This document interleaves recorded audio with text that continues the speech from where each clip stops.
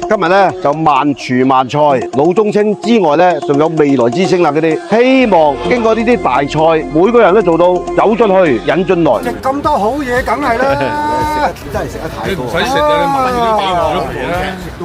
乜周圍去食咁多好嘢？你聽未？你食就請我食你。林大師啊！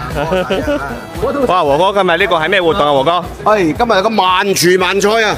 哇！呢一犀利啦，真係啊！嗱，呢個美食創新錦標賽係叫做萬廚萬菜，粒粒天王巨星啦，係中國飯店協會名廚專業委員會同埋我哋廣東省食文化研究會嘅名廚專業委員會嘅大型賽事嚟，你睇啦。係啦，石範榮大師、黎永洲大師呢個比賽咧，培養啲高級嘅技術能手，專業員咧係有10年嘅廚藝經驗先至可以參加，所以呢個咧係粵菜界裏面嘅高水準，有人代表個人，有人代表企業。技藝咧就只用係代表個人嘅。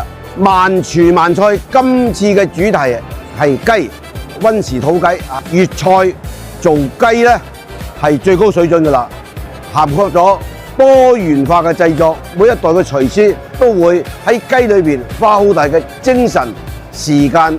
喺咩情況下你先可以俾高分咧？創意啦、傳統啦，合乎市場嘅價值，好賣大賣嘅就俾高啲分。不論大家喺呢個比賽裏邊勝與敗，組織經驗，咁多位選手，我哋為粵菜加油！